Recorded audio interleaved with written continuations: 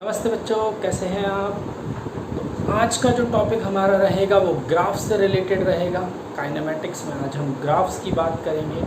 Start करते हैं हमारा टॉपिक। मेरा नाम है नीरज गुप्ता और ये है आपका चैनल फिजिक्स फाइल। तो बच्चों, जब हम ग्राफ बनाते हैं किसी भी चीज़ का, हमने 9th क्लास में पढ़ा हुआ है मैथ्स में, हमने इसके प्रीवियस क्लासेस में भी पढ़ा हुआ है। जब हम किसी भी चीज़ का ग्राफ बनाते हैं तो किस किस चीज़ों की रिक्वायरमेंट होती है। ग्राफ के लिए एक इक्वेशन होती है, जैसे एक कोई लीनियर इक्वेशन है हमारे पास 2 वेरिएबल्स की, x और y की। तो हम क्या करते हैं, x के लिए कोई वैल्यू रखेंगे, y की कोई वैल्यू आएगी, उन वैल्यूज़ के लिए ग्राफ को प्लॉट करेंगे। बस वही हमें यहाँ पर करना है। जनरली हम काइनेमेटिक्स में जब भी ग्राफ की बात करते हैं, ठीक है, जब भी हम जनरली काइनेमेटिक्स में ग्राफ की बात करते हैं तो क्या क्या ग्राफ बनाने के लिए आते हैं। बीटी ग्राफ, अच्छा एसटी ग्राफ ले लो पहले, है ना, velocity time graph, displacement time graph, acceleration time graph या वेलोसिटी डिस्प्लेसमेंट ग्राफ, है ना। तो ये सारे ग्राफ्स आपको यहाँ पर पढ़ने के लिए क्लियर है इतनी बात क्लियर हुई, है ना। जैसे अब मान के चलो कि अगर मुझे ग्राफ बनाना है तो मैं कैसे डिसाइड करूँगा, मैं कैसे बताऊँगा कि वो जो ग्राफ है उसका शेप क्या होगा। मान के चलो कि एक इक्वेशन है, एक्स वाई इक्वेशन है, मतलब y कोई फंक्शन है जो कि x के ऊपर डिपेंड कर रहा है। सो एक्स वाई एक इक्वेशन आपके पास है ना। तो अब हमें बताना है क्या जो हमारा ग्राफ बनने वाला है उसका शेप क्या है। तो हम कैसे बताते हैं कि यार अगर ये X Y equation linear equation है तो ग्राफ कैसा बनेगा, स्ट्रेट लाइन बनेगा। यही होता है, गलत तो नहीं बोल रहा हूँ। अगर ये क्वाड्रेटिक इक्वेशन है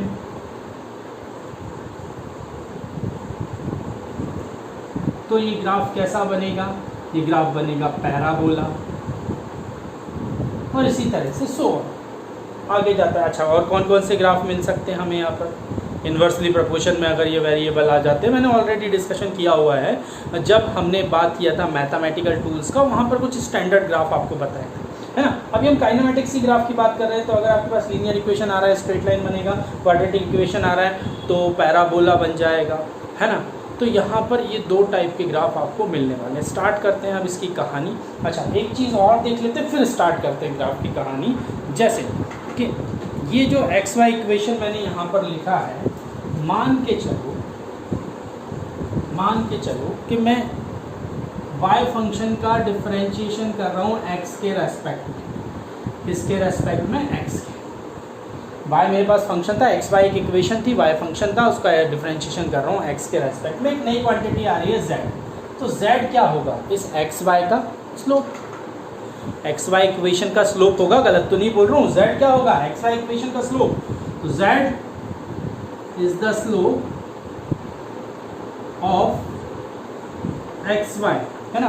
कैसे, देखो आप, अगर मैं dx अपॉन dt करता हूँ, the rate of change of displacement with respect to time, तो क्या मिलता है, वेलोसिटी। तो वही तो मैं बोल रहा हूँ कि अगर किसी फंक्शन का डिफरेंशिएशन करते हैं इट मीन्स हम उसका स्लोप निकाल रहे हैं। स्लोप निकाल रहे हैं तो फंक्शन हमें क्या देगा, अगर डिस्प्लेसमेंट टाइम ग्राफ का स्लोप निकाल रहे हैं तो वो हमें वेलोसिटी देगा। उसी तरह से अगर मैं वेलोसिटी टाइम ग्राफ का स्लोप निकाल रहा हूँ तो वो हमें एक्सेलरेशन देगा। क्लियर। तो एक्स वाई इक्वेशन में अगर हम स्लोप निकालने जा रहे हैं, है ना, एक्स वाई इक्वेशन में अगर हम स्लोप निकालने जा रहे हैं तो हम डिफरेंशिएशन करते हैं। सिंपली हमें पता है, ऑलरेडी हमने बात किया हुआ है इसका भी मैथमेटिकल टूल के अंदर। चलिए, तो यहाँ पर अगर मैं इसको ऐसा ले लूँ तो ये हमने डिफरेंशिएशन की बात कर ली।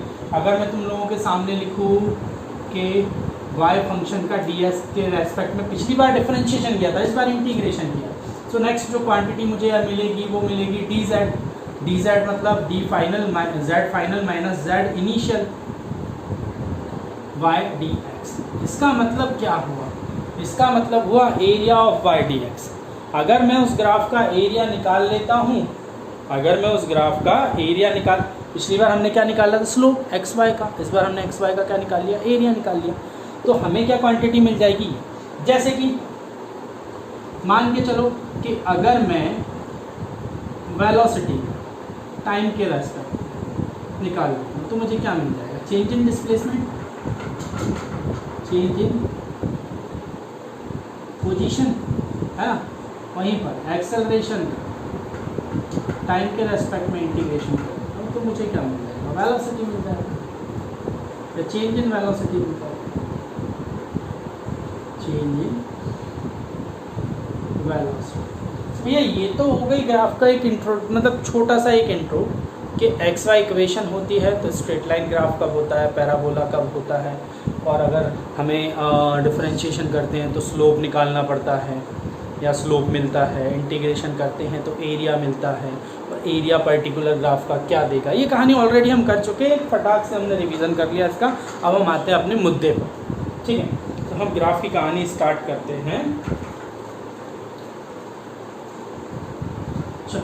सो पहले हम सारे ग्राफ की बात कर लेते हैं यूनिफॉर्म मोशन की, ठीक है।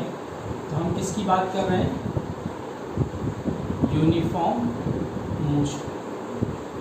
चलिए, अगर हम यूनिफॉर्म मोशन की बात करते हैं, देखो जनरली मोशन की इक्वेशन हमारे पास तीन है, v is to you plus A T, S is to U T plus half A T square, है ना, वी स्क्वायर, ये तो यूज़ भी नहीं हो, वी स्क्वायर प्लस 2as, क्योंकि यहाँ की कहानी अलग ही चलती है। इन दोनों का काम होगा मैक्सिमम जगह तो हमें, ठीक है। देखिए अब v is to you plus A T, लेकिन मैंने क्या लिखा, यूनिफॉर्म मोशन। अगर यूनिफॉर्म मोशन है तो एक्सेलरेशन क्या हो जाएगा, 0। अगर एक्सेलरेशन 0 हो जाएगा तो इनिशियल वेलोसिटी फाइनल वेलोसिटी के बराबर होगा। मेरा ठीक है, क्योंकि वेलोसिटी तो कांस्टेंट है, मोशन कैसा है, यूनिफॉर्म है, बदल ही नहीं रहा है ना। चलो यहाँ पर एक्सेलरेशन 0 हो गया, एक्सेलरेशन 0 हो गया मतलब s is equal to you T हो सकता है। अच्छा, s is equal to you T क्या रिप्रेजेंट कर रहा है कि t टाइम में एक पार्टिकल s डिस्प्लेसमेंट मूव करता है u वेलोसिटी के साथ, क्लियर। अच्छा, हो सकता है कि वो इनिशियली ओरिजिन पर ना खड़ा हो, अभी तो हमने ये माना है ना कि इनिशियली ओरिजिन से स्टार्ट कर रहा है, वो इतनी डिस्प्लेसमेंट मूव हो रही है ना, इतना डिस्प्लेस कर रहा है। तो ये इक्वेशन भी लिखा जा सकता है कहीं ना कहीं, अगर मैं गलत नहीं हूँ तो। मतलब इनिशियली उसकी पोजीशन एस नॉट क्या है, इनिशियल पोजीशन है उसकी, पहले ऑब्जेक्ट यहाँ पर बैठा हुआ है। अब वो ऑब्जेक्ट जो बैठा हुआ है वहाँ पर ज़रूरी थोड़ी नहीं वो 0 हो सकता है 5 मीटर वो पहले से बैठा था, अब वो मूव कर रहा है किसी कांस्टेंट वेलोसिटी के साथ, है ना। तो समझने वाली बात है कि इस इक्वेशन को मैं ऐसे भी लिख सकता हूँ, ठीक है। अच्छा, इनिशियल फाइनल वेलोसिटी बराबर है तो आप ऐसा भी बोल सकते हैं, इसमें कोई दो राय वाली बात नहीं है ना, u की जगह v की जगह u, सारी चीज़ें चल सकती हैं। मैं सिर्फ यहाँ पर इतना बताना चाह रहा हूँ बच्चों आपको कि यहाँ पर आप देखें डिस्प्लेसमेंट और टाइम डायरेक्टली प्रोपोर्शन में है, हाँ ना, हाँ बिल्कुल sir, directly proportion, linear equation बन रहा है।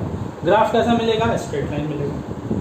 कोई आपत्ति किसी को नहीं होनी चाहिए, है ना। चलो ग्राफ देखो, अगर मैं डिस्प्लेसमेंट टाइम ग्राफ लेता हूँ, तो डिस्प्लेसमेंट टाइम ग्राफ कैसा है, लीनियर, कैसे मिलेगा, स्ट्रेट लाइन। अच्छा, मतलब 1 सेकंड पर जो वेलोसिटी जो भी रही हो कांस्टेंट है ना। 1 सेकंड पर मान लो 2 है वेलोसिटी, तो 2, दूसरे सेकंड पर 4, तीसरे सेकंड पर 6, तो कॉन्स्टेंटली इंक्रीज होगा, 2, 4, 6, 8 इस तरह से बढ़ता जाए। तो फाइनली हमें जो ग्राफ मिलेगा तो कैसा मिलेगा, स्ट्रेट लाइन। अच्छा, ओरिजिन से पास आउट कराया मैंने, ये वाली इक्वेशन हो सकता है ये ऐसा,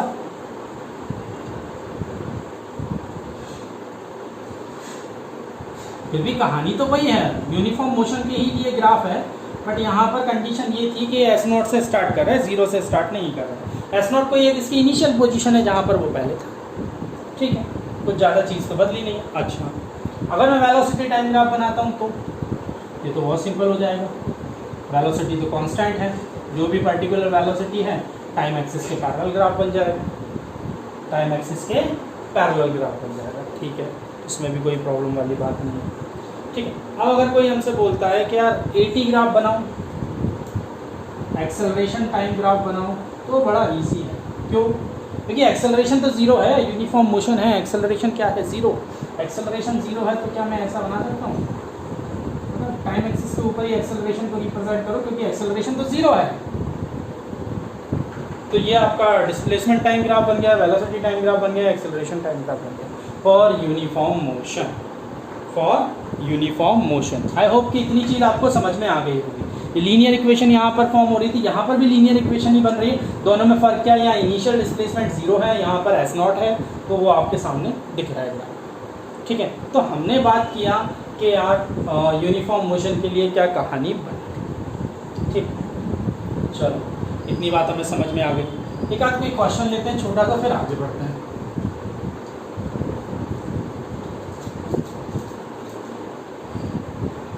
क्वेश्चन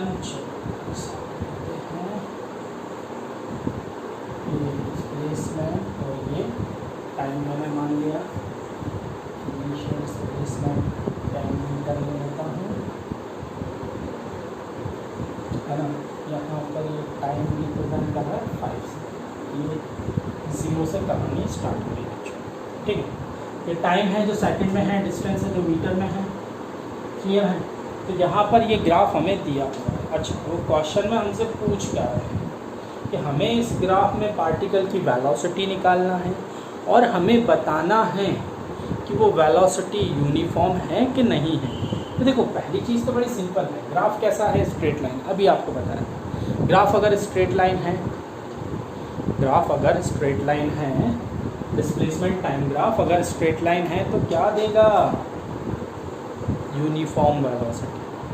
पॉजिटिव नेगेटिव वो बाद की बात है, वो भी हम देखेंगे, पॉजिटिव नेगेटिव बाद की बात है, बट यूनिफॉर्म वेलोसिटी, गलत तो नहीं हूँ मैं, यूनिफॉर्म वेलोसिटी देगा। क्यों? क्योंकि ग्राफ कैसा है, स्ट्रेट लाइन है। तो ग्राफ अगर स्ट्रेट लाइन होता है तो कांस्टेंट वेलोसिटी होती है। ठीक है। अच्छा, ऐसा मैं क्यों बोल रहा हूँ कांस्टेंट वेलोसिटी? यहाँ पर मानो एक एंगल बन रहा है, ये स्लोप है इस ग्राफ की। क्या है? स्लोप। तो पहले भी डिस्कशन कर चुका हूँ, ये इसका स्लोप है। ठीक है। अच्छा, यहाँ कहीं मैंने स्लोप मानो, ये भी इसका स्लोप है, यहाँ कहीं इस ग्राफ पर मान लो ये भी। तो क्या ये थीटा वैरी कर रहे हैं? नहीं कर रहे हैं, वो तो सेम है, कांस्टेंट। अगर थीटा वैरी नहीं कर रहे तो टेन थीटा वैरी नहीं करेगा, टेन थीटा वैरी नहीं करेगा तो वेलोसिटी वैरी नहीं करेगा। ये टेन थीटा मीन्स वेलोसिटी होता है, टेन थीटा मतलब क्या, स्लोप ऑफ द ग्राफ, है ना। और एक्स की ग्राफ का स्लोप क्या देता है, वेलोसिटी देता है। तो वेलोसिटी यहाँ पर कैसी हो गई, कांस्टेंट। हमें ये तो पता चल गया क्यों कांस्टेंट, ग्राफ कैसा है, स्ट्रेट लाइन, स्ट्रेट। चलिए दूसरी बात, कितनी वेलोसिटी होगी? अच्छा, कैसे निकलेगी? तो देखो, वेलोसिटी चेंज नहीं हो रही, वेलोसिटी चेंज नहीं हो रही, है ना, कंफर्म है, वेलोसिटी चेंज नहीं हो रही, ये पता है। अब अगर वेलोसिटी चेंज नहीं हो रही तो इंस्टेंटेनियस वेलोसिटी वही होगी जो पूरी वेलोसिटी होगी ऊपर से नीचे तक, तो चेंज तो हो नहीं रहा। तो इंस्टेंटेनियस वेलोसिटी का फॉर्मूला अगर मैं लगाऊँ dx/dt, यही होता है। चलो ठीक है, डिफरेंशिएशन नहीं करना है ना। dx का मतलब change in displacement, initial displacement 10 और फाइनल कितना हो गया, 0। ये तो टाइम है, ये तो टाइम है, फाइनल कितना हो गया, 0। तो final minus initial upon change in time, change in time तो वो 5 सेकंड ले रहा है, 0 से लेके 5। अच्छा, -2 मीटर पर सेकंड। माइनस का सिंबल क्यों आया? क्योंकि अच्छा, वेलोसिटी डिक्रीज हो रही है, वेलोसिटी नेगेटिव नहीं है। दोनों बातें अलग हैं, समझ रहे हो मैं क्या बोल रहा हूँ। वेलोसिटी यहाँ पर क्या कर रही है, डिक्रीज हो रही है, ऐसा बोल रहा हूँ मैं। बच्चों सोचो थोड़ा सा, यहाँ कंफ्यूज हो। वेलोसिटी कांस्टेंट है भैया, डिक्रीज नहीं हो रही है, ये सोचना रहता है हमारे दिमाग में, यही रहता है। मैं जब तुम्हारी क्लास में था तो यही रहता था, अरे वेलोसिटी -2 मतलब डिक्रीज, -2 मतलब डिक्रीज होना नहीं होता है, दिमाग से निकाल दिया जाए। वेलोसिटी नेगेटिव है, वेलोसिटी तो कांस्टेंट थी, स्टार्टिंग में पता है स्ट्रेट लाइन बन रहा है, वेलोसिटी डिक्रीज कैसे होगी, वेलोसिटी तो कांस्टेंट हो गई। हाँ, वो एक अलग बात है कि वेलोसिटी माइनस में है, मतलब वेलोसिटी नेगेटिव है, उसकी डायरेक्शन अपोजिट है। ठीक है, कैसे देख लेते हैं। देखो, ये थीटा जो है वो दिख रहा है हमें 90 से बड़ा है, 90 से बड़ा है मतलब टेन थीटा 90 से अगर बड़ा होता है तो वैल्यू नेगेटिव होती है, वैल्यू नेगेटिव होती है तो वेलोसिटी भी नेगेटिव होती है। आई गई, हमारे तो आंसर ही आ गया फाइनल। लेकिन अगर नहीं निकालते हम यहाँ से भी बता सकते थे, इस स्लोप को देखते। क्लियर? एक क्वेश्चन तो ये हो गया। चलो एक और क्वेश्चन लेते हैं, फिर आगे। Now the next question is, क्या है अगला क्वेश्चन? वही डिस्प्लेसमेंट टाइम ग्राफ के लिए ले रहे हैं।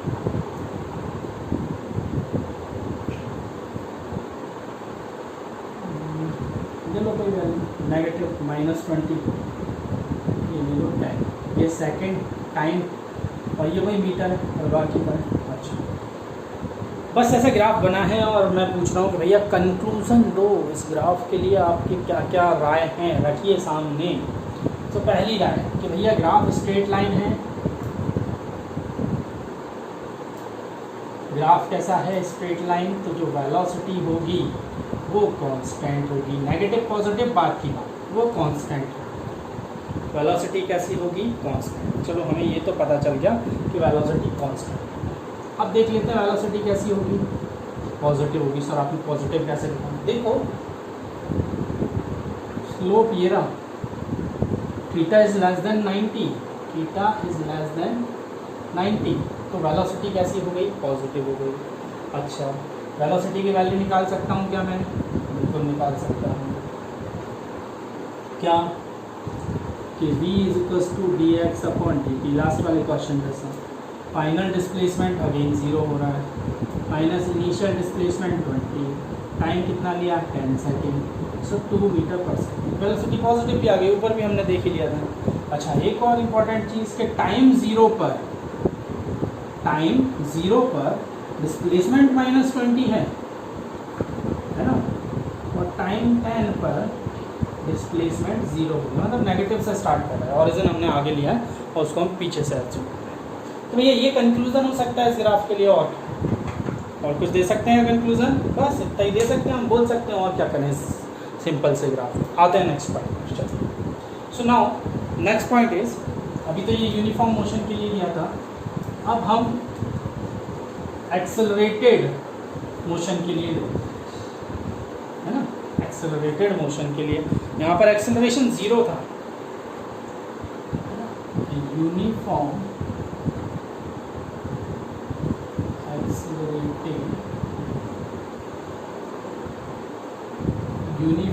एक्सेलरेटेड मोशन, लेकिन जो एक्सेलरेशन है ना वो पॉजिटिव है। नेगेटिव का देखते हैं, अभी इसके बाद देखते हैं। एक्सेलरेशन है वो कैसा है, पॉजिटिव है। अच्छा, तो यूनिफॉर्म है तो एक्सेलरेशन हो गया कांस्टेंट और साथ में पॉजिटिव, जैसा कि दिख रहा है। ठीक है, मोशन की इक्वेशन क्या क्या कहती है भैया, v is equals to you plus A t, ठीक है, s is equals to U T plus half A T square. इन दोनों में मैंने मान लिया कुछ देर के लिए कि पार्टिकल की इनिशियल वेलोसिटी क्या है, 0। नहीं भी लोगे तो उसके लिए भी ग्राफ हो जाए, मान लेते हैं कुछ देर के लिए 0। अच्छा, तो ये इक्वेशन क्या हो जाएगा, v is equals to A T, linear equation. ये इक्वेशन क्या हो जाएगा, half A T square, quadratic equation. Clear. अब अभी आपको बताया गया था लीनियर इक्वेशन है, ग्राफ कैसा बनेगा, स्ट्रेट लाइन। तो वेलोसिटी टाइम ग्राफ अगर हम बनाएंगे तो स्ट्रेट लाइन बनेगा, डिस्प्लेसमेंट टाइम ग्राफ बनाएंगे स्ट्रेट लाइन नहीं बनेगा, पैराबोला बनेगा। क्यों, क्योंकि क्वाड्रेटिक इक्वेशन। बनाए ग्राफ, चलो। सो ये वेलोसिटी, ये टाइम, अगर इनिशियल वेलोसिटी 0 है तो ग्राफ कुछ ऐसा बनेगा। एक्सेलरेशन कैसा है, कांस्टेंट और पॉजिटिव। ठीक है, कांस्टेंट और पॉजिटिव यहाँ पर दिख ही रहा है, v is equals to U, acceleration constant और पॉजिटिव। चलो नेक्स्ट, मान लो कि इनिशियल वेलोसिटी 0 नहीं है, तो इनिशियल वेलोसिटी 0 नहीं है तो कितना है, u मान लेता हूँ, ये आ गया v is equals to you plus A T. यहाँ पर भी एक्सेलरेशन कांस्टेंट है और पॉजिटिव है, बट इनिशियल वेलोसिटी 0 नहीं है। चलो, ये तो वेलोसिटी टाइम ग्राफ की बात हो गई। Now the acceleration time graph अगर पूछ लिया तो पता है यार आपको, एक्सेलरेशन तो कांस्टेंट है, एक्सेलरेशन कांस्टेंट है तो ऐसा ही बनेगा ना टाइम एक्सिस के पैरेलल। टाइम कितना भी निरंतर बढ़ता जाए, एक्सेलरेशन चेंज नहीं होगा, तो वो टाइम एक्सिस के पैरेलल चलेगा। चलो, अब मेन बात तो हमें इसकी करनी है, इसकी करनी है डिस्प्लेसमेंट टाइम ग्राफ। अब डिस्प्लेसमेंट टाइम ग्राफ की अगर मैं बात कर रहा हूँ तो ये क्वाड्रेटिक इक्वेशन बना रहा है, तो क्वाड्रेटिक इक्वेशन बना रहा है तो कहानी क्या है, देखो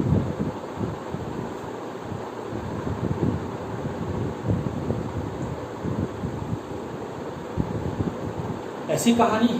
अच्छा, डिस्प्लेसमेंट टाइम ग्राफ ऐसा कैसे सर, तो पहली बात के टी स्क्वायर है ना, टी, आप कोई भी वैल्यू लेना, मन से लेना ना, टाइम ले लेना 1 second, 2 second, 3 second, 4 second, 5 second, इस तरह से 8-10 वैल्यू ले लेना और फिर उसके लिए जो डिस्प्लेसमेंट निकल के है और एक्सेलरेशन ले लेना, कांस्टेंट ले लेना, कुछ 1 2 3 कुछ भी मान लेना, कुछ भी मान लेना है। तो ग्राफ मिलेगा तो आपको ग्राफ कुछ ऐसा ही मिलेगा, पैराबोला। अभी आपको बताया गया अभी तक भैया टी स्क्वायर है, क्वाड्रेटिक इक्वेशन, ग्राफ कैसा मिलेगा, पैराबोला। अच्छा यहाँ कुछ चीज़ें देखिए, इस पॉइंट पर मैं टेंजेंट बनाता हूँ, टेंजेंट मतलब थीटा, डिस्प्लेसमेंट टाइम ग्राफ है तो वेलोसिटी देगा, कंफर्म है। तो यहाँ मैंने θ1 मान लिया। अच्छा इस पॉइंट पर मैं टेंजेंट ड्रॉ करता हूँ, स्लोप ड्रॉ कर रहा हूँ, है ना, ध्यान रखना। ये पहले जो θ1 था अभी वो θ2 हो गया। अच्छा इस पॉइंट पर अगर मैं बनाता हूँ अब वो θ3 होगा। मतलब मैं सिर्फ यहाँ पर ही बताना चाह रहा हूँ बेटा कि ये जो स्लोप है वो इंक्रीज होता जा रहा है, इंक्रीज होता जा रहा है। थोड़ा सा और क्लियर कर दूँ, डायग्राम बहुत कचरा है ना, इसको थोड़ा सा अच्छे से जैसे ये डिस्प्लेसमेंट 0 से स्टार्ट हुआ है, ये भी ध्यान रखना, जरूरी नहीं कि 0 हो डिस्प्लेसमेंट हर बार, ऐसा भी आ सकता है कहानी, ठीक है। ये कहानी भी आ सकती है, डिस्प्लेसमेंट एज नॉट 0, पहले भी बताया आपको। चलो तो हमने देखा कि यहाँ से ये θ1 इस टेंजेंट बनाया, ठीक है। आपको दिख रहा है कि ये θ2 इज ग्रेटर देन θ1, यहाँ तक हम पहुँच रहे हैं, ठीक है। तो क्या हो रहा है, एंगल इंक्रीज होता जा रहा है, स्लोप बढ़ता जा रहा है, बढ़ता जा रहा है, बढ़ता जा रहा है, बढ़ता जा रहा है। 90 तक नहीं पहुँचा है, 90 तक नहीं पहुँचा है, लेकिन बढ़ रहा है, टूवर्ड्स 90 है, 90 नहीं हुआ है। तो थीटा की वैल्यू इंक्रीज हो रही है, हो रही है, हो रही है, हो रही है, स्लोप बढ़ रहा है, बढ़ रहा है, बढ़ रहा है, वेलोसिटी इंक्रीज हो रही है, वेलोसिटी इंक्रीज हो रही है। तो ये क्या रिप्रेजेंट कर रहा है, इंक्रीजिंग वेलोसिटी, इस स्लोप के साथ वेलोसिटी इंक्रीज हो रही है। अच्छा दूसरी चीज़, दूसरी इंपॉर्टेंट चीज़, वेलोसिटी इंक्रीज हो रही है, क्या वेलोसिटी पॉजिटिव है क्या नेगेटिव है? तो अभी 90 नहीं पहुंचा है, 90 से बड़ा भी नहीं हुआ, तो नेगेटिव होने का सवाल ही नहीं। वेलोसिटी पॉजिटिव है और इंक्रीज हो रही है, वेलोसिटी पॉजिटिव है और इंक्रीज हो रही है। क्लियर हो गई बात, इतनी बात समझ में आई? वेलोसिटी पॉजिटिव है एंड इंक्रीज हो रही है। क्लियर, आगे बढ़ो। चलो अच्छा, इसमें वो कहानी बन सकती है कि ऑरिजिन से स्टार्ट नहीं, यहाँ से स्टार्ट, तो भी बाकी सारी चीज़ें वही रहती हैं। वेलोसिटी इंक्रीज हो रही है, पॉजिटिव है, और बस ये है कि डिस्प्लेसमेंट एस नॉट है इनिशियल, जहाँ से पार्टिकल की कहानी चालू हुई थी, ठीक है। तो इतना ध्यान रखेंगे। तो ये तो हमने बात की यूनिफॉर्म एक्सेलरेशन वाले, पिछली बार यूनिफॉर्म मोशन की बात की थी, अभी यूनिफॉर्म एक्सेलरेशन, लेकिन पॉजिटिव था। अब हम यहाँ पर देख लेते हैं कि यूनिफॉर्म एक्सेलरेटेड की जगह रिटार्डेड मोशन कर लें।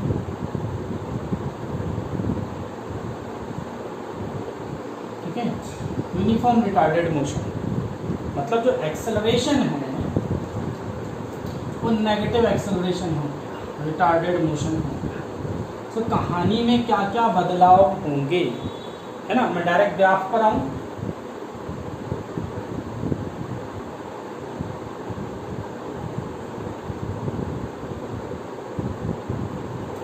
ये टाइम एक्सिस, ये एक्सेलरेशन है ना, और एक्सेलरेशन नेगेटिव है तो यही ड्रॉ होगा। पिछली बार पॉजिटिव था तो वहाँ पर कोई बड़ी बात नहीं। अच्छा, तो वेलोसिटी टाइम ग्राफ कैसा बनेगा, वेलोसिटी टाइम। अच्छा, हम ये भी मान रहे हैं कि रिटार्डेड मोशन तो है, मतलब फाइनल इनिशियल वेलोसिटी कुछ रही होगी, फाइनल वेलोसिटी आकर 0 हो रही है। फाइनल नेगेटिव वाली भी देख लेंगे, अभी हम देख लेंगे, है ना, उसको भी करने। फाइनल वेलोसिटी 0 हो तो उस केस में हमारे पास जो यही होगा ना, गलत तो नहीं बनाया। अच्छा, क्यों? v is to you plus A T, ये a नेगेटिव जरूर हो गया है, a नेगेटिव जरूर, अभी भी u 0 है, तो v is to u, sorry u 0 नहीं, इस बार final velocity 0, v 0, u is to a. ठीक है, तो हमारे पास जो ग्राफ बनेगा वो ऐसा बनेगा। अच्छा ठीक है सर। स्ट्रेट लाइन क्या रिप्रेजेंट कर रहा है? Slope of velocity time graph is constant, और वेलोसिटी टाइम ग्राफ का स्लोप क्या होता है? एक्सेलरेशन। तो मैं वही तो बोल रहा हूँ, यूनिफॉर्म रिटार्डेड मोशन। तो जो एक्सेलरेशन है वो रिटार्डेशन तो है बट यूनिफॉर्म है, तो स्ट्रेट लाइन वही रिप्रेजेंट कर रहा है। अच्छा, स्ट्रेट लाइन वो रिप्रेजेंट कर रहा है, तो इनिशियल कुछ थी, फाइनल कुछ हो गई, फाइनल आपके जीरो ही होगी, कुछ क्या होगी? इनिशियल आपके पास कुछ दे रखी थी, कुछ भी है क्या मान यू लिख दो, ठीक है। तो यहाँ पर ये कहानी बनी। अच्छा, अब अगर मैं डिस्प्लेसमेंट टाइम ग्राफ बनाता तो कैसा बनता? पिछली बार कैसा बना था सोचो, जब एक्सेलरेशन पॉजिटिव था, इस बार एक्सेलरेशन नेगेटिव, एक्सेलरेशन नेगेटिव है। अब कैसा बनेगा? ऐसे बनेगा, गलत तो नहीं? अच्छा क्यों, पता देखो, इस पॉइंट पर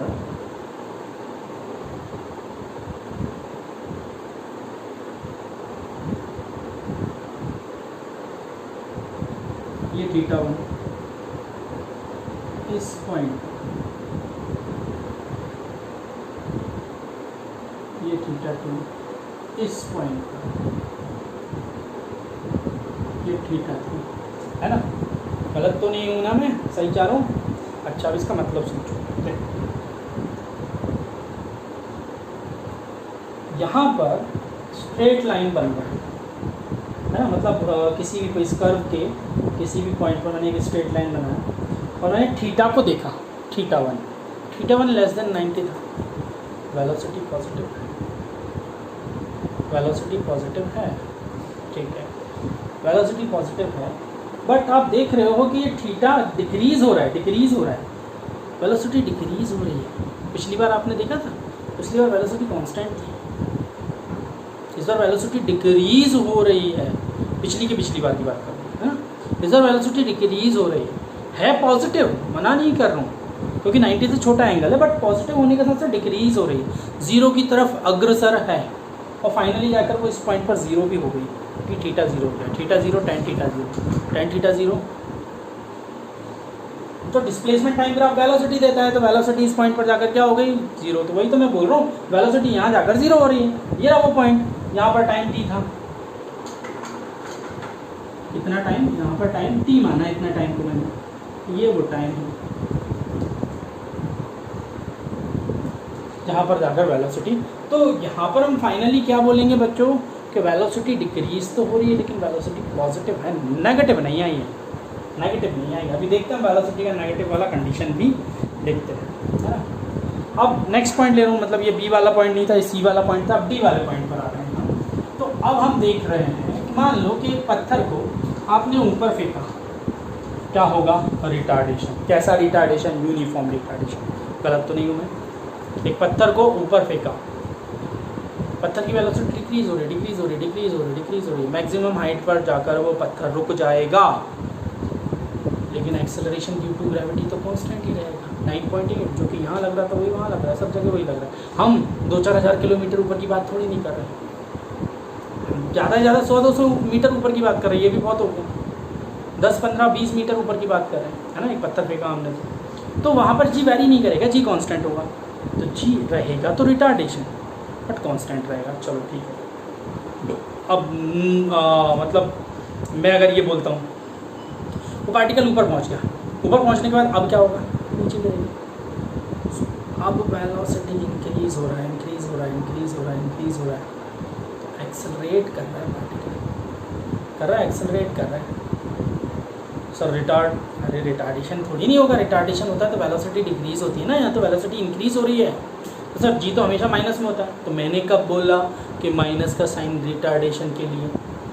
सर माइनस का साइन रिटार्डेशन के लिए लगाते हैं, फिर कंसेप्ट सभी के गलत। ये चीज़ मैं ऑलरेडी बता चुका हूँ इसके 2 लेक्चर पहले, आप अगर देखेंगे काइनेमेटिक्स में एक्सेलरेशन ड्यू टू ग्रेविटी की जब मैंने बात की थी, तो हमने ये डिस्कशन किया था कि भैया एक्सेलरेशन की जो डायरेक्शन होती है वो चेंज इन वेलोसिटी की डायरेक्शन में होती है। अगर चेंज इन वेलोसिटी की डायरेक्शन पॉजिटिव डायरेक्शन में है, मतलब वेलोसिटी इंक्रीज हो रही है, तो एक्सेलरेशन कहलाता है। और अगर चेंज इन वेलोसिटी की डायरेक्शन नेगेटिव हो गई, मतलब वेलोसिटी डिक्रीज हो रही, तो रिटार्डेशन कहलाता है। लेकिन ज़रूरी नहीं कि एक पार्टिकल हमेशा पॉजिटिव डायरेक्शन में ही चले और वेलोसिटी इंक्रीज करे। मान लो पार्टिकल नेगेटिव डायरेक्शन में जा रहा है, वहाँ उसकी वेलोसिटी इंक्रीज हो रही है, तो क्या रिटार्डेशन होगा ना? तब भी तो एक्सेलरेशन ही होगा, क्योंकि वेलोसिटी इंक्रीज हो रही है। तो ठीक है, मैं वापस अपने पॉइंट पर आता हूँ। तो मेरा कहना ये है, एक पत्थर को ऊपर उछाला, ऊपर जाने के टाइम पर वो डीएक्सेलरेट कर रहा था और पार्टिकल जाकर रुक गया, फिर पार्टिकल ने एक्सेलरेट करना स्टार्ट किया और वो नीचे आ गया। ठीक, अब क्या कहानी बनेगी?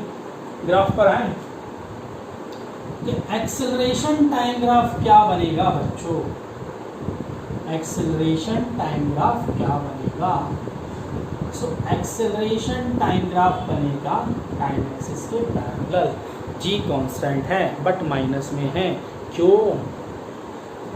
ये ग्राउंड पत्थर को ऊपर फेंका, हमने इसको पॉजिटिव लिया, हमने इसको नेगेटिव लिया, ग्रेविटी लग रही है डाउनवर्ड, तो कैसी होगी? माइनस में।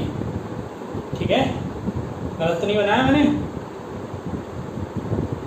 तो ये यहाँ 0 है। चलो अभी ठीक है सर, ये समझ में आ गया। अब तो मैं वेलोसिटी टाइम ग्राफ बना के बताओ। वेलोसिटी टाइम ग्राफ, भैया वेलोसिटी, अच्छा एक और चीज़ आनी है, ये भी क्या नहीं बता। ये पत्थर हमारे पास था, हमने पत्थर को ऊपर फेंका, मैक्सिमम हाइट पर गया, फिर पत्थर नीचे आया 0। ये चेंज नहीं हुआ, चाहे पत्थर ऊपर फेंको चाहे पत्थर नीचे फेंको, जी की वैल्यू वही रहेगी -g। ठीक है, चलो अब हम दूसरे ग्राफ की बात करते हैं। सर वेलोसिटी टाइम ग्राफ क्या होगा? वेलोसिटी टाइम ग्राफ होगा ऐसा। ठीक है, हमने पत्थर फेंका, वेलोसिटी रिड्यूस हुआ 0 हो गया। अब 0 होने के बाद वेलोसिटी इंक्रीज होगा, लेकिन नेगेटिव डायरेक्शन में। डायग्राम पहले बनाया, नेगेटिव डायरेक्शन में। सो नाउ ये मैक्सिमम है ना, ये मैक्स वैल्यू है पॉजिटिव की, तो इसको +u लिख दूँ, यहाँ कहीं -u लिख देता हूँ। अब क्या, टाइम बढ़ने के साथ साथ वेलोसिटी इंक्रीज हुआ नेगेटिव डायरेक्शन में। इसको थोड़ा सा, अच्छा यहाँ पर भी वही कहानी कर लें, ये 0, ये a और ये b। हाथ में था, ऊपर पहुंचा, वेलोसिटी 0 हो गई, वापस हाथ में आया, वेलोसिटी मैक्सिमम हो गई और हमारा हाथ टूट गया। ऐसा वेलोसिटी ज़्यादा हो गई, ऐसा करेंगे तो हाथ में लगेगा। चलो, तो ये बात भी हमें समझ में आ गई। अच्छा नहीं सर, ठीक है, सारी बातें अच्छी हैं, आप तो बस ये बताओ अब कि डिस्प्लेसमेंट टाइम ग्राफ कैसा बनेगा? ये बना दो, यहाँ दिख रहा है ये वाला पोर्शन। चलो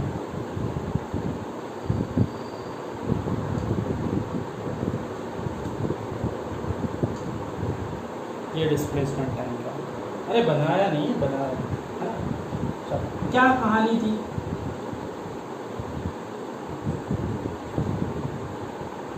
वेलोसिटी डिक्रीज हो रही है लेकिन पॉजिटिव है, यहाँ से यहाँ तक देखना, तो वेलोसिटी डिक्रीज हो रही है लेकिन पॉजिटिव है। ये मैक्सिमम डिस्प्लेसमेंट है ना, यहाँ पर वेलोसिटी 0 हो गई, यहाँ पर वेलोसिटी पॉजिटिव थी। देखो ना, अभी कुछ देर पहले आपको बताया था, यहाँ पर देखेंगे थीटा 90 से छोटा है, यहाँ पर देखेंगे थीटा कम हो गया लेकिन अभी भी 90 से छोटा है, और कम हो गया 90 से छोटा है, 0 हो गया 90 से छोटा है। अब वो सारी वैल्यू 90 से छोटी ही रहेंगी। तो मतलब वेलोसिटी यहाँ पर कैसी है? पॉजिटिव है लेकिन डिक्रीज हो रही है। आते आते वेलोसिटी 0 हो गई। चलिए ठीक है, फिर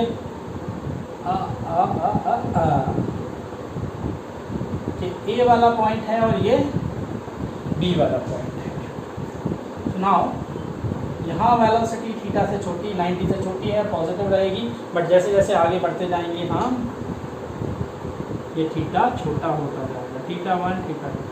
अच्छा यहाँ की बात करते हैं,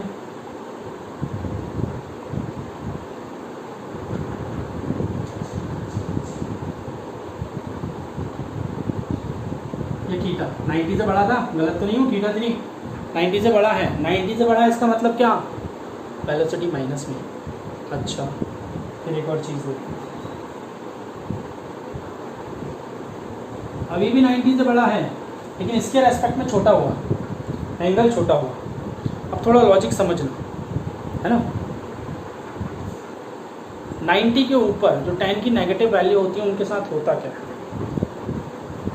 तो यहाँ पर थीटा बड़ा था इसके रेस्पेक्ट में, फिर थीटा कम हुआ, लेकिन 90 से तो अभी भी बड़ा है ना, तो ये वाली वैल्यू इस वाली वैल्यू के रेस्पेक्ट में ज़्यादा है, वेलोसिटी इंक्रीज हो रही है। थीटा कम हो रहा है इसका मतलब वेलोसिटी कम हो रहा है, ये नहीं। लॉजिक लॉजिक लॉजिक क्या, 0 से 90 के बीच में थीटा कम होता है तो वेलोसिटी कम होता है, लेकिन 90 के ऊपर ये पलट जाता है, क्योंकि नेगेटिव वैल्यू में जो बड़ी वैल्यू होती है वो छोटी वैल्यू होती है, और जो छोटी वैल्यू होती है वो बड़ी वैल्यू होती है। आप लोगों ने पहले पढ़ा, बचपन में यही पढ़ते थे नंबर लाइन में, तो वही यहाँ पर हुआ।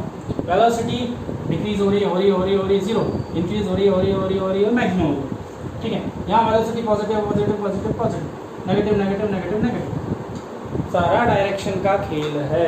आई बात समझ में। तो ये हो गए सारी ग्राफ की बात, सारी ग्राफ की पंचायत हमने की। अब देखो इन शॉर्ट डायरेक्टली सारी चीज़ों को हम वापस से एक बार समझते हैं और भेजे में उतारते हैं।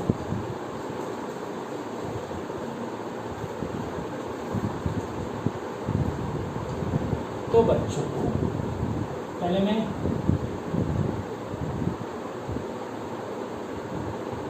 डिस्प्लेसमेंट टाइम ग्राफ की बात,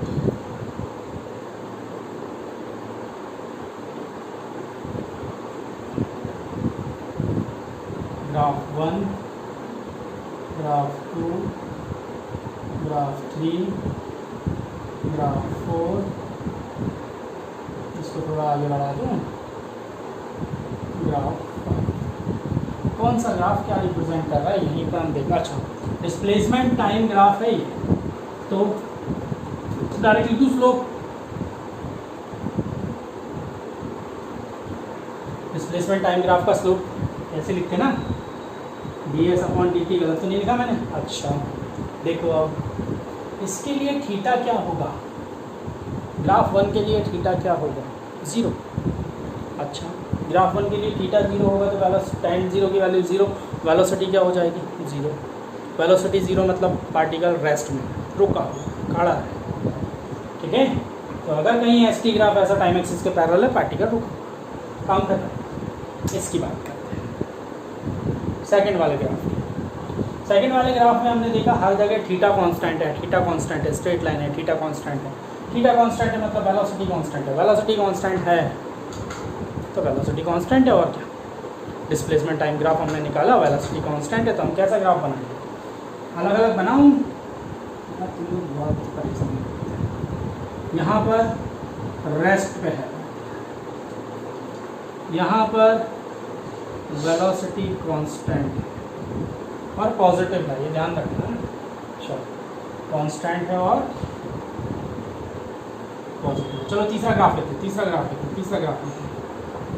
वेलोसिटी डिक्रीज हो रही है, डिक्रीज हो रही है, डिक्रीज हो रही है। कैसे पता चला, ये थीटा अभी बताया था, ये थीटा छोटा हुआ, थीटा 1, थीटा 2, थीटा छोटा हो गया, वेलोसिटी डिक्रीज हो रही है, लेकिन वेलोसिटी अभी भी पॉजिटिव है। क्यों पॉजिटिव है, अभी कुछ देर पहले बात हुई थी बहुत सारी। वेलोसिटी डिक्रीज हो रही है लेकिन वेलोसिटी पॉजिटिव है, थीटा 90 से छोटा है ना, तो ये नॉन यूनिफॉर्म। यहाँ पर भी देखो, चौथे वाले ग्राफ को भी देखो, फिर यहाँ थीटा, फिर इस पॉइंट पर थीटा इंक्रीज हुआ, थीटा इंक्रीज हो रहा है, वेलोसिटी इंक्रीज हो रही है, लेकिन पॉजिटिव है, क्योंकि थीटा इन दोनों ही केस में 90 से छोटे हैं। बट यहाँ डिक्रीज हो रहा है, यहाँ इंक्रीज हो रहा है, यहाँ वेलोसिटी इंक्रीज हो रही है, यहाँ वेलोसिटी डिक्रीज हो रही है। ठीक है, अच्छा पांचवा वाला और अंतिम ग्राफ, ये क्या कह रहा है भैया, ये कह रहा है theta is greater than 90। Straight line क्या रिप्रेजेंट कर रहा है कि कहीं पर भी आप थीटा को लोगे तो वो यही एंगल देगा, मतलब वेलोसिटी तो कांस्टेंट है, लेकिन थीटा 90 से बड़ा होने की वजह से वेलोसिटी नेगेटिव भी है, तो velocity negative and constant. Clear हो गई बात। इसी को अगर मैं वेलोसिटी टाइम ग्राफ में कन्वर्ट कर देता तो फिर कहानी ये आ जाती, तो वेलोसिटी टाइम ग्राफ में बात वही है, यहाँ एक्सेलरेशन मिलेगा, यहाँ एक्सेलरेशन मिलेगा। अब पहले वाले ग्राफ के लिए theta 0 acceleration 0, acceleration 0, velocity constant. तो यहाँ एक्सेलरेशन 0 है, वेलोसिटी कांस्टेंट है। फिर नेक्स्ट यहाँ एक्सेलरेशन कांस्टेंट है, वेलोसिटी इंक्रीज हो रही है, एक्सेलरेशन कांस्टेंट है, वेलोसिटी इंक्रीज हो रही है। अच्छा, यहाँ पर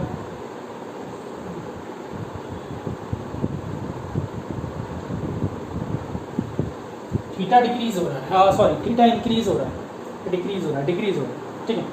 थीटा अगर डिक्रीज हो रहा है तो एक्सेलरेशन डिक्रीज हो रहा है, समझ रहे हो, एक्सेलरेशन डिक्रीज हो रहा है, वेलोसिटी पॉजिटिव है। अच्छा सर, एक्सेलरेशन डिक्रीज हो रहा है, वेलोसिटी पॉजिटिव कैसे, क्यों नहीं होगी? अच्छा मुझे बताओ, एक कार है जो 5 मीटर पर सेकंड, 10 मीटर पर सेकंड, 15 मीटर पर सेकंड हर सेकंड में ऐसे उसकी स्पीड बढ़ रही है, ठीक है।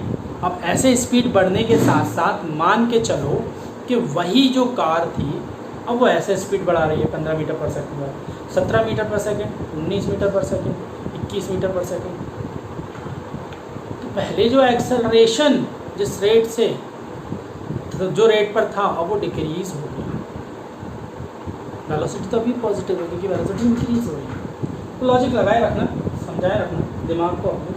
यहाँ पर भी थीटा इंक्रीज हो रहा है, एक्सेलरेशन इंक्रीज हो रहा है, वेलोसिटी यहाँ पर पॉजिटिव है।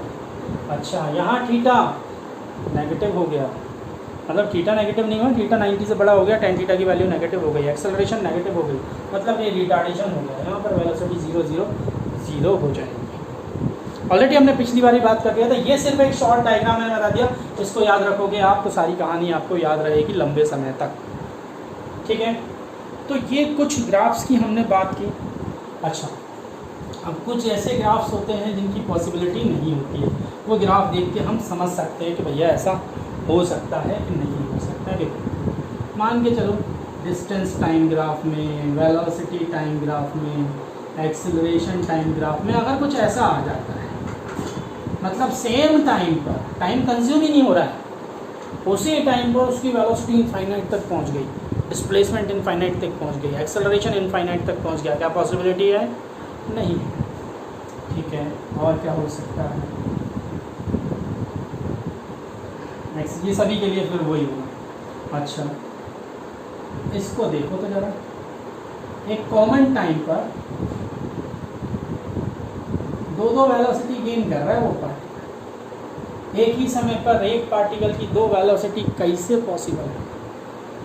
आओ, ठीक है। अच्छा, पहला क्वेश्चन जो आ रहा है वो आ रहा है, acceleration time graph of a particle moving in a straight line is as shown in figure.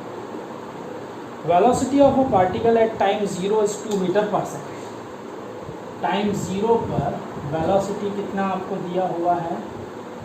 2 metre per second. आपने कहा चलो टाइम 0 पर वेलोसिटी इतना है, find the velocity at the end of the 4th second.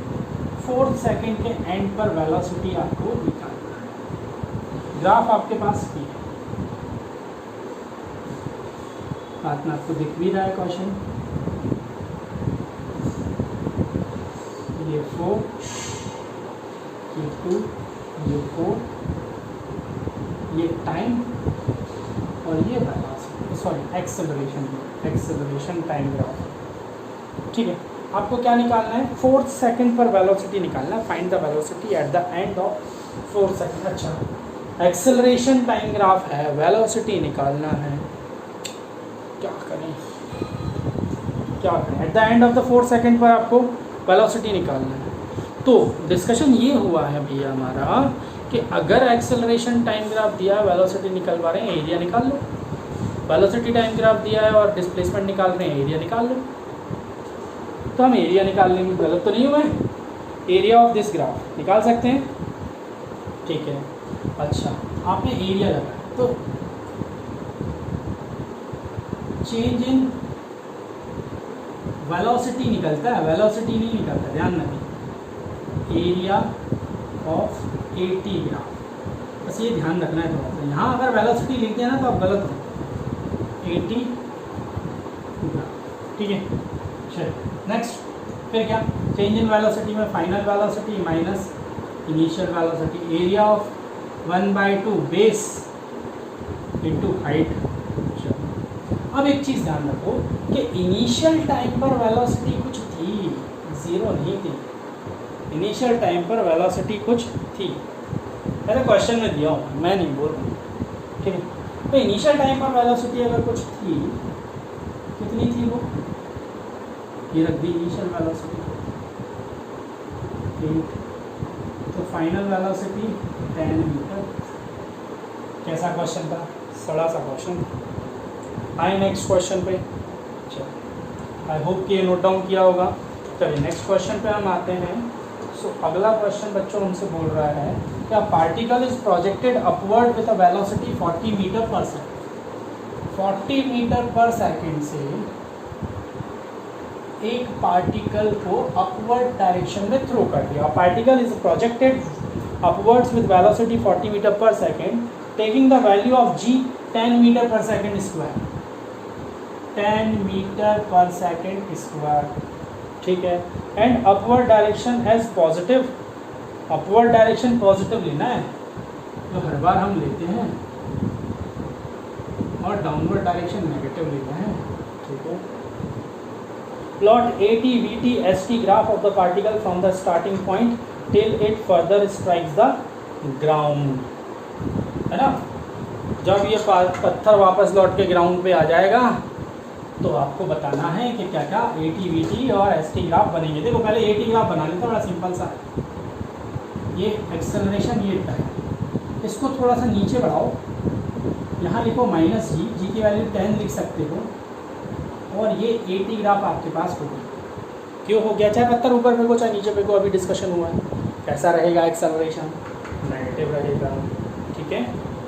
Clear हो गई बात। आओ velocity time graph, velocity time graph.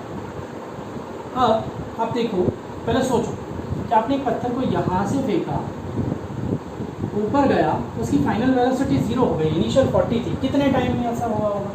First equation लगा सकते हैं,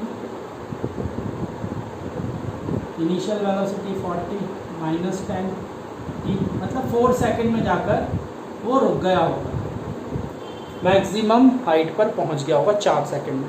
तो 4 सेकेंड अगर जाने के लिए हैं तो आने के भी 4 सेकेंड ही लेगा। अब वेलोसिटी टाइम ग्राफ बनाते हैं।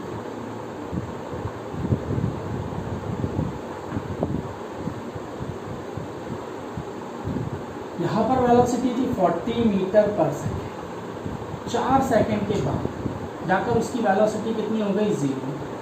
फिर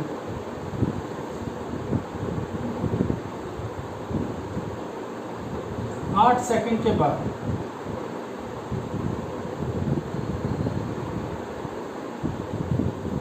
उसकी वेलोसिटी कैसी हो गई, -40। पहले हमने ऊपर फेंका था तो वेलोसिटी प्लस, फिर डाउनवर्ड आया तो कितनी हो गई, माइनस। तो ये हो गया वेलोसिटी टाइम ग्राफ, ठीक है भैया। चलो नेक्स्ट, डिस्प्लेसमेंट टाइम ग्राफ। अच्छा, उसने कितना डिस्प्लेसमेंट मूव किया होगा पता चला, कर लेते हैं पता। S = UT plus half AT² नहीं हो पाएगा, वैसे हो जाएगा, है ना, टाइम हम निकाल चुके हैं। हम ये लगा लेते हैं V² U² plus 2G। Final velocity 0, initial velocity 40 1600 minus 2 × 10 × 1600 upon 2 × 10, 1 0 से 1 0 80 मीटर। चलो डिस्प्लेसमेंट टाइम, डिस्प्लेसमेंट, पार्टिकल गया ऊपर, वेलोसिटी यहाँ 0 हुई, फिर नीचे आया। अच्छा, किस टाइम पर वेलोसिटी 0 हुई थी, 4 सेकेंड पर। किस टाइम पर नीचे आया, 8 सेकेंड पर। यही निकाला था अभी हमने पीछे। अच्छा, मैक्सिमम डिस्प्लेसमेंट कितना हुआ उस पार्टिकल का, 80। क्लियर, ये बन गया आपका डिस्प्लेसमेंट टाइम का। तो कोई बहुत ज़्यादा बड़ी बात नहीं है बच्चों, अगर हम बेसिक कंसेप्ट्स को दिमाग में अच्छे से उतार लें उसके बाद ये क्वेश्चन करें तो। चलिए नेक्स्ट क्वेश्चन पे आते हैं हम। नेक्स्ट क्वेश्चन हमसे ये बोल रहे हैं कि a car accelerates from the rest at a constant rate alpha for some time, after which it deaccelerate at constant rate beta to come to rest. If the total time elapsed is t second, total time कितना लगा, t second, then evaluate the maximum velocity reached and the total distance travelled. तो कुछ time में वो accelerate करता है, acceleration alpha दिया है, कुछ टाइम के लिए डी एक्सेलरेट करता है। मैक्सिमम वेलोसिटी आपको बतानी है, कहानी ये करनी है और आपको टोटल डिस्टेंस ट्रेवल्ड फाइंड करना है। ठीक है, आपने मान लो हम यहाँ पर पहले एक छोटा सा ग्राफ बनाएं, ये वेलोसिटी, ये टाइम दिख रहा है ना ऊपर वाला पोर्शन, ये मैक्सिमम वेलोसिटी है, कितना मैक्सिमम वेलोसिटी का वो पहुँच रहा है। अच्छा, एक्सेलरेट कर रहा है ये अल्फा, ये एक्सेलरेट हो रहा है, डी एक्सेलरेट हो रहा है बीटा, और ऐसा हो रहा है टोटल टाइम टी में। टाइम टी दिया है आपको, टी टाइम में ऐसा करना है, आपने कहा ठीक, चलो टी टाइम में कर रहा है, अच्छी बात है। हमने कुछ देर के लिए मान लिया T1 तक वो एक्सेलरेट करता है और T2 तक वो डी एक्सेलरेट, T2 में वो डी एक्सेलरेट करता है, कहानी यही है। अच्छा, अब अगर मैं स्लोप निकालूं, जैसे मैं इसको O मान लेता हूँ, इसको A मान लेता हूँ, इसको B मान लेता हूँ, slope of OA, slope of OA। अच्छा, स्लोप देता क्या है हमें, एक्सेलरेशन वेलोसिटी टाइम ग्राफ का स्लोप हमें क्या देगा, एक्सेलरेशन को कितना लिखा हुआ है अल्फा। स्लोप होता क्या है, परपेंडिकुलर अपॉन बेस। परपेंडिकुलर में देखूं वी मैक्स बेस T1, यहाँ से मैं T1 की वैल्यू निकाल सकता हूँ। सिमिलरली मैं ये वाले लाइन का भी स्लोप निकाल सकता हूँ, मैं सिमिलरली डायरेक्ट लिख रहा हूँ वी मैक्स अपॉन बी। क्योंकि मैंने टाइम निकाला है ना, साइन वाइन मत रख देना यहाँ पर कुछ। सो T2 क्या आ जाएगा, V max, same condition, slope of AB का स्लोप क्या हो जाएगा बीटा, क्योंकि डी एक्सेलरेट हो रहा है, और स्लोप क्या होता है परपेंडिकुलर अपॉन बेस, कहानी वही रहेगी। चलो, हमने T1 और T2 की वैल्यू निकाली। अब हमें ये पता है कि जो T1 है और जो T2 है मिलकर T बना रहा है। चलो फिर क्या कहानी, T1 कितना आया, V max alpha, V max beta, V max common निकालें और ये आ गया अल्फ़ा बीटा, ऊपर अल्फ़ा प्लस बीटा और ट्रांसपोज कर दिया, alpha beta T upon alpha plus beta. इतना आ गया आपके पास मैक्सिमम वेलोसिटी। क्लियर, ये मैक्सिमम वेलोसिटी हमने निकाला। अच्छा, उन्होंने एक और चीज़ हमसे पूछा है कि भैया डिस्प्लेसमेंट भी निकालो। हमने कहा ठीक है, इस पोर्शन को रब कर रहा हूँ। Displacement of VT graph means what, area. So area, now the area of this graph 1/2 base into height. Maximum velocity आपने निकाला है, so alpha beta into, so now alpha beta T square upon 2 alpha plus. Clear हो गई कहानी। तो इस तरह से हम हमारे क्वेश्चन को, अच्छा इसको हम नॉर्मली इक्वेशन से भी कर सकते थे, जनरली इक्वेशन से भी कर सकते, तो उससे भी आ जाएगा। तो आप यहाँ पर इस कंसेप्ट को ध्यान रखें। ठीक है बच्चों, चलिए फर्स्ट क्वेश्चन पे आते हैं, जो आपको स्क्रीन पर नीचे दिखाई दे रहा है। क्या क्वेश्चन है, a car starting from rest accelerates at the rate f, ये एक्सेलरेशन दिया है, through a distance s distance तक इस एक्सेलरेशन के साथ कार मूव कर रही है। Then continues at the constant speed for time t, फिर वो t टाइम के लिए कांस्टेंट स्पीड से आगे चल रहा है। And then comes to rest with retardation f/2, अब वो रेस्ट में आ रहा है रिटार्डेशन f/2 के साथ। If the total distance travelled is 15s, total distance कितना ट्रैवल कर रही है वो गाड़ी, 15s। Then calculate the value of s in terms of f and t, यानी कि रिटार्डेशन या एक्सेलरेशन और t की टर्म में आपको s की वैल्यू निकालना है। ठीक है, चलो देखो कहानी में हो क्या रहा है।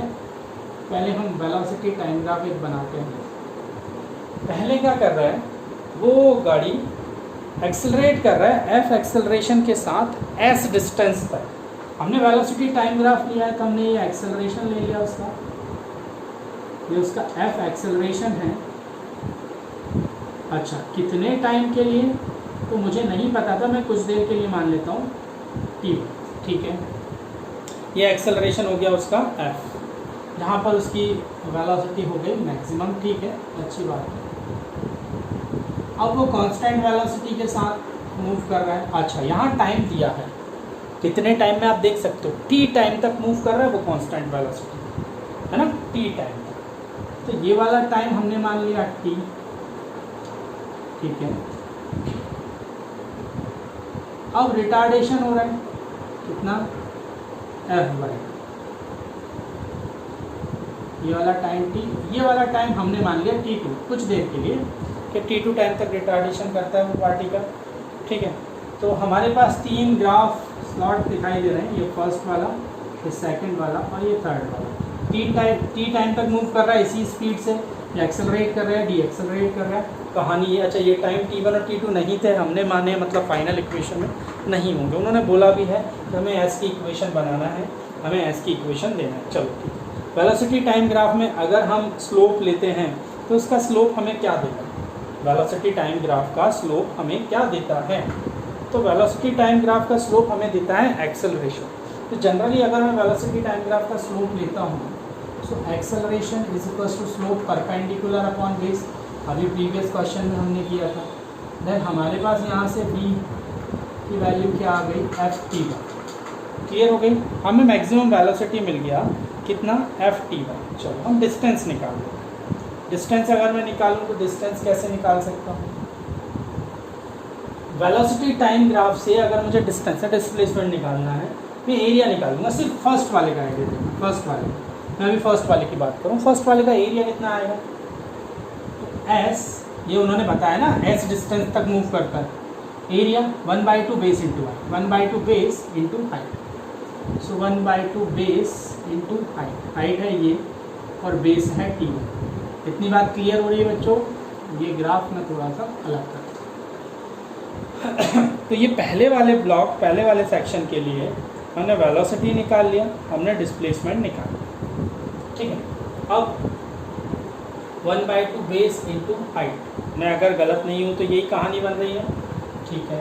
अब मैं यहाँ से वैल्यू पुट कर दूँ, क्या वैल्यू थी ये मेरे पास, रख दूँ यहाँ पर, so s is equals to half v1 का वैल्यू कितना है f, और ये t1 स्क्वायर, ये मैंने एक्सेलरेशन की टर्म में डिस्टेंस निकाल लिया और ये मेरे पास दिया था, ठीक है। चलो मुझे एक इक्वेशन यहाँ से मिल गई। अच्छा, अब मैं 2 वाले, सेकंड वाले की बात करता हूँ, किससे, t2 वाले की, मतलब थर्ड वाले पोर्शन की बात करता हूँ एज इट इज, जैसे यहाँ पर मैंने निकाला था।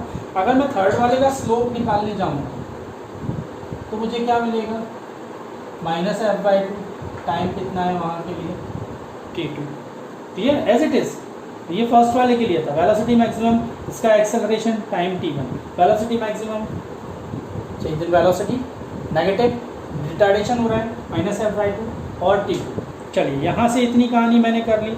अब क्या बात बन रही है, अब यहाँ से मुझे ये पता है कि जो टाइम है, देखो इसको अगर मैं कंपैरिजन करता हूँ, कहाँ से, अगर मैं कंपैरिजन करता हूँ यहाँ से, ये लिखा है मेरे पास f/2, है ना, और t2 कितना है, गलत तो नहीं लिखा मैंने, ये यार ये कहानी है ना। सो t2 की वैल्यू मैं यहाँ से निकाल सकता हूँ। t2 की वैल्यू मेरे पास कितनी आ जाएगी, t2 की वैल्यू मेरे पास आ जाएगी 2Vm अपॉन f। अच्छा ठीक है, Vm मैंने ऑलरेडी निकाल रखा है कहीं पर, ये निकाल रखा है, ठीक है। Vm मेरे पास कितना निकाल रखा है, इतना, तो मैं ये पुट कर सकता हूँ यहाँ पर। सो Vm की वैल्यू रख दूँगा ft1, f से f कैंसिल हो जाएगा तो 2t1 आ जाएगा। अच्छा टाइम है तो माइनस साइन लेने की ज़रूरत नहीं है ना। सो t2 Vm कितना है, ft1, f से f कैंसिल हो गया, t1, तो मुझे एक रिलेशन मिल गया। तो t2 वाला टाइम है वो ट्वाइस है t1 की। चलो इतनी बात मुझे और पता चल गई, है ना। अच्छा अब इसको थोड़ा सा और मैं आगे लेकर जाऊँ तो मैं यहाँ का अगर डिस्प्लेसमेंट निकालता हूँ, ये तो s दिया था मेरे पास, इस वाले का मुझे नहीं पता, तो मैं इसके लिए निकालता हूँ डिस्प्लेसमेंट थर्ड वाले ब्लॉक के लिए कितना निकल रहा है? अच्छा, इसका area 1/2 base into height, 1/2 base T2 height VM, ठीक है। सो S इज इक्वल्स टू क्या आएगा मेरे पास? 1/2 T2 की जगह मैंने लिख सकता हूँ 2T1, सो 2T1 लिख दिया। VM की जगह मैं ये लिख सकता हूँ FT1, 2 से 2 कैंसिल हो गया। S3 जो मेरे पास आ रहा है वो अगेन आ गया S3, तीसरा वाला डिस्टेंस मेरे पास आ गया इतना। क्लियर है? इतनी बात आई समझ में? अच्छा, अब आप ये भी तो कर सकते हो कि आपको पता है कि FT1 स्क्वायर की वैल्यू कितना है? 2 अगर इधर ट्रांसपोज कर दूँ 2S है, तो फाइनली क्या मैं इसको ऐसा लिख सकता हूँ? S3 is equals to S3, देखो FT1 स्क्वायर 2S। फिर से समझो, जो कन्फ्यूज़न नहीं रखना है, थोड़ा सा उन्होंने जिस टर्म में हमसे ये क्वेश्चन पूछा है ना उसमें ले जाने के लिए हम ऐसा कर रहे हैं। फिर से पहले वाले ब्लॉक के लिए हमने क्या निकाला? स्लोप क्या होता है? मतलब स्लोप क्या देता है? एक्सेलरेशन, वेलोसिटी टाइम ग्राफ का स्लोप एक्सेलरेशन, या एक्सेलरेशन F रिप्रेजेंट कर रहा है। तो slope is equals to perpendicular upon base, ठीक है। यहाँ से हमने VM निकाल लिया, अच्छी बात है, क्योंकि हमने VM इसलिए निकाला मुझे आगे कहीं पुट करने की रिक्वायरमेंट थी। अच्छा, फिर मैंने डिस्टेंस निकाला फर्स्ट वाले ब्लॉक के लिए, गिवन है S डिस्टेंस ऑलरेडी गिवन है, तो हमने वहाँ S रखा, half base into height, VM की वैल्यू रखी, तो डिस्प्लेसमेंट मुझे ये मिला। इसके लिए मैंने ऐसा किया था। ये सारी टर्म मेरे पास S वाली टर्म में आ जाए, क्योंकि हमें S, F और T के लिए रिलेशन बताना, तो S निकल गया। चलो तीसरे वाले ब्लॉक के साथ खेला हमने, यहाँ एक्सेलरेशन था, यहाँ तो कांस्टेंट है, एक्सेलरेशन 0 है, तो तीसरे वाले में हमारे पास कहानी ये बनी। अच्छा, मुझे टाइम निकालना था, माइनस साइन को भूल जाओ, तो 2VM अपॉन F, VM की वैल्यू पुट कर दी। VM की वैल्यू मेरे पास क्या थी? FT1, F से F कैंसिल हो गया, T2 आ गया, ये ट्वाइस। चलो मुझे ये टाइम मिल गया। अब नेक्स्ट कहानी क्या बन रही थी? इसके डिस्प्लेसमेंट की, तो डिस्प्लेसमेंट इसका 1/2 बेस इंटू हाइट, VM की वैल्यू मेरे पास है, T2 की वैल्यू मैंने ऑलरेडी निकाली थी, वो यहाँ पुट कर दी। फिर मैंने देखा FT1 स्क्वायर तो 2S के बराबर हो सकता है, तो S3 कितना आ गया? 2S आ गया। अच्छा, अब ऐसा करने का रीज़न क्या रहा? तो आप देखो, मुझे टोटल डिस्प्लेसमेंट दिया था क्वेश्चन के अंदर, कितना दिया था? 15S। मैं यहीं से स्टार्ट कर रहा हूँ, थोड़ा सा ध्यान रखेंगे हम लोग, ठीक है, इक्वेशंस को। सो टोटल डिस्प्लेसमेंट, तो पहले वाले टोटल डिस्प्लेसमेंट मतलब इसका और इसका, है ना। पहले वाले पार्टिकल के लिए अगर मैं डिस्प्लेसमेंट निकालूँ तो कितना था? S था, प्लस दूसरे वाले कंडीशन में मैं डिस्प्लेसमेंट निकालूँ, यहाँ तो एक्सेलरेशन है नहीं, displacement is equals to speed into time, मतलब VM इंटू T, टाइम दिया है यहाँ T, प्लस तीसरे वाले के लिए डिस्प्लेसमेंट आपने निकाला 2S is equals to 15S। यही कहानी दी हुई है हमें, अगर मैं गलत नहीं हूँ तो। क्लियर है ना? यही कहानी हमारे पास ऑलरेडी गिवन है। अब हम सॉल्व करते हैं इसको, तो ये हो गया 3S, सो VM T और ये 12S। क्लियर? अच्छा, VM की वैल्यू आपने निकाल रखी है, FT1, गलत तो नहीं हूँ मैं? FT1 आपने ऑलरेडी निकाल रखी है, तो आप ये पुट कर सकते हो, ठीक है, आप ये यहाँ पर पुट कर सकते हो। मैं इसको रब करूँ, सो FT1 ये T is equals to 12S। चलो अब हम यहाँ पर आते हैं, कहाँ पर आते हैं? FT1 वाली इक्वेशन मैंने रब कर दी, जो वहाँ पर पहले लिखा हुआ था, वहाँ कुछ ऐसा लिखा हुआ था कि S is equals to half FT1 square, यही लिखा था बच्चों, गलत तो नहीं हूँ मैं? तो मैं यहाँ से T1 हटा देता हूँ, मुझे T1 की ज़रूरत नहीं है, देखो T1 हट जाएगा तो बाकी सारी इक्वेशन मेरे पास आ जाएगी। तो मैंने क्या किया, यहाँ से T1 का वैल्यू निकाला, कितना? 2S upon F। T1 का वैल्यू आ गया, T1 का वैल्यू यहाँ पुट कर, ठीक है, F under root 2S upon F, ये ब्रैकेट T 12S, ठीक है। अब मुझे किसकी इक्वेशन, मुझे ये रिलेशन बताना था, S को बताना था इन टर्म्स ऑफ T। मैं चाहूँ तो यहाँ से स्क्वायर हटा सकता हूँ, है ना। स्क्वायर अगर मैंने हटाया रूट इस हटाया तो दोनों तरफ स्क्वायर हो जाएगा, तो एफ स्क्वायर ये हो जाएगा 2s अपॉन एफ, ये हो जाएगा टी स्क्वायर 144 एस स्क्वायर। एक एस से एक एस कैंसिल, ठीक है, एक एफ से एक एफ कैंसिल हो गया। So now S is equals to हमारे पास क्या आ गया, हमारे पास आ गया 2f T square upon 144, 2f T square 144 को कैंसिल कर दूँ,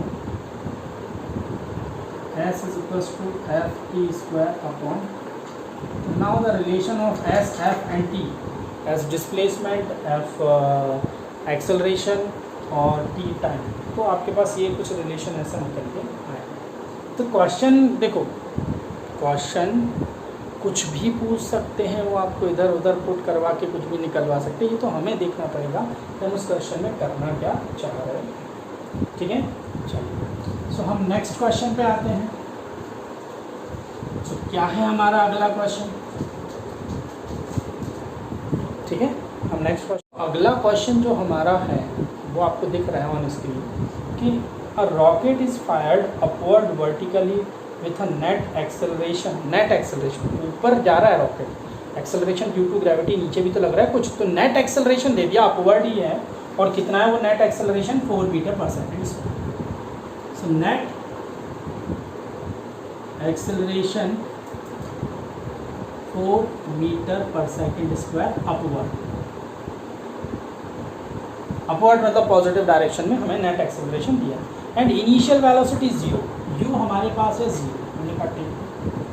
after 5 second it's fuel is finished and it retarded with g, ठीक है, फ्यूल खत्म हुआ, अब एक्सेलरेशन ड्यू टू ग्रेविटी लगना स्टार्ट हुआ, क्योंकि अब रॉकेट तो कोई फोर्स लगा नहीं, जिसकी वजह से रिटार्डेशन स्टार्ट हुआ 5 सेकेंड के बाद। कितने सेकेंड के बाद, 5 सेकेंड के बाद ये कहानी चल रही है, ठीक है। At the highest point its velocity becomes 0। देखो होगा क्या, रॉकेट यहाँ से जा रहा है, यहाँ से जा रहा है, इस पोजीशन पर उसका पेट्रोल खत्म हो गया, फ्यूल खत्म हो गया, पेट्रोल का मतलब अब यहाँ पर जाने के बाद ऐसा तो नहीं कि फ्यूल खत्म हो जाएगा तो गिरने लग जाएगा ना, उसके पास कुछ वेलोसिटी थी। लॉज ऑफ इनर्शिया क्या कह रहे हैं, लॉज ऑफ इनर्शिया यही कह रहे हैं कि भैया अब वो इनर्शिया की वजह से ऊपर जाएगा, कब तक, जब तक रिटार्डेशन फोर्स उसकी स्पीड 0 नहीं कर देता, तो इसी पॉइंट पर जाकर रुकेगा नहीं और ऊपर जाएगा, हाईएस्ट पॉइंट उसका कुछ और होगा, तो ये बोल रहे हैं कि हाईएस्ट पॉइंट पर जाकर उसकी वेलोसिटी 0 हो गई, हमने कहा ठीक है। चलो, then it's accelerates downwards with acceleration g and returns back to ground, plot the velocity time and displacement time graph for the complete journey, और g की वैल्यू हमें 10 लेना है, हमने कहा ठीक है। देखो वो क्या है कि रॉकेट यहाँ से निकला किस स्पीड के साथ, 0 स्पीड के साथ, यहाँ तक पहुँचा 5 सेकेंड के बाद, अब यहाँ पर जाकर उसका फ्यूल खत्म, ठीक है, अब लेकिन यहाँ रुकेगा नहीं, यहाँ पर जाकर रुकेगा, तो फाइनल वेलोसिटी यहाँ 0। अच्छा, हमें अब इसको भूल जाते हैं, हम फाइनल वेलोसिटी यहाँ की निकालेंगे। फाइनल वेलोसिटी हम कैसे निकाल पाएंगे यहाँ की, हमें नेट एक्सेलरेशन दिया है अपवर्ड डायरेक्शन में 4 metre per second square, net बोल रहा हूँ, नेट है, तो हम ये निकाल सकते हैं कि फाइनल वेलोसिटी कितनी होगी, और टाइम हमें दिया ही हुआ है, इनिशियल वेलोसिटी है, एक्सेलरेशन है, तो फर्स्ट इक्वेशन में लगा दूँ v = u + at।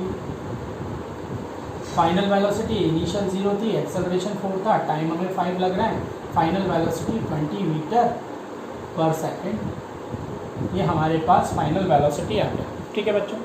Final velocity हमें पता चल गया कि कुछ के मतलब इतनी वेलोसिटी के साथ वो यहाँ पहुँचा। अच्छा, अब ये वेलोसिटी इस पोजीशन के लिए जब फ्यूल खत्म हुआ तो इनिशियल हो जाएगी, तो यहाँ पर इनिशियल, अब फाइनली क्या हो रही है, वेलोसिटी 0, लेकिन अब जो g लग रहा है वो -10 लग रहा है ना, अब जो g लग रहा है वो -10 लग रहा है, तो यहाँ से यहाँ तक का हम टाइम निकाल कितने टाइम में जाके ऐसे ही हो रहा है, इक्वेशन यही लगाएंगे, फाइनल वेलोसिटी 0, इनिशियल वेलोसिटी अब 20 है, -g और टाइम निकालना है, t आ गया 2 करते हैं, 2 सेकंड में जाकर ये कहानी यहाँ से यहाँ तक 2 सेकंड में पहुँचेगा, ठीक है। अच्छा, क्या मैक्सिमम डिस्टेंस निकाल सकते हैं, मैक्सिमम डिस्टेंस निकाल सकते हैं, मतलब मैक्सिमम हाइट निकाल सकते हैं कि वो कितनी हाइट तक पहुंच रहा है, ठीक है, हम वो भी निकाल सकते हैं। देखो टोटल टाइम कितना लगा, 0 to 7 सेकेंड, गलत तो नहीं हूँ मैं, टोटल टाइम कितना ले रहा है वो 0 to 7 सेकेंड, अब हम साथ में ग्राफ भी बनाते जाएं तो हम डिस्प्लेसमेंट फाइनली बता पाएंगे कि क्या क्या कहानी चल रही है। तो यहाँ पर मैं वेलोसिटी टाइम ग्राफ बना, क्लियर? ये वेलोसिटी 0 यहाँ नहीं, ठीक है। अच्छा, क्या हुआ पहले हुआ ये कि एक नेट और कांस्टेंट एक्सेलरेशन के साथ ऊपर जा रहा था 5 सेकंड तक, ऐसा कितने सेकंड तक? 5 सेकंड इस एक्सेलरेशन के साथ 4 मीटर पर सेकंड स्क्वायर। यहाँ पर मैक्सिमम वेलोसिटी कितनी हो गई इसकी, है ना, 20। अब क्या हुआ फ्यूल खत्म, तो अब वेलोसिटी और बढ़ेगी नहीं, रिड्यूस होगी ना, और ज़ीरो तक आएगी। तो वेलोसिटी रिड्यूस हुई और कहाँ तक आई? अच्छा, ये 5 सेकंड में ऐसा हुआ था, अब अगले 2 सेकंड में ऐसा होगा, 2 सेकंड में ऐसा हो रहा है कि वेलोसिटी कहाँ तक पहुँच गई? 0 तक पहुँच गई, ठीक है। अब हमें एक बात पता है, क्या पता है? कि ये पार्टिकल यहाँ से यहाँ तक 7 सेकंड में पहुँचा। कितने सेकंड में पहुँचा है? 7 सेकंड। गलत तो नहीं बोल रहा हूँ, है ना? अब कितने सेकंड में ये नीचे आ जाएगा? कितने टाइम में ये नीचे आ जाएगा? इनिशियल वेलोसिटी अब कितनी है इसके पास? 0। गलत तो नहीं होंगे, है ना? इनिशियल वेलोसिटी कितनी है? 0, ठीक है। और कहानी क्या बन रही है? टाइम हमें निकालना है, कितने टाइम में ये नीचे आएगा। पहले हम डिस्प्लेसमेंट निकालते हैं। चलो, सो एक काम करें नाउ, ये चीज़ें कुछ बेसिक पता चल गई ना हमें कि फाइनल वेलोसिटी 22 सेकंड में ऊपर जा रहा है, तो मुझे ये पोर्शन रब करना है। अब देखो आप,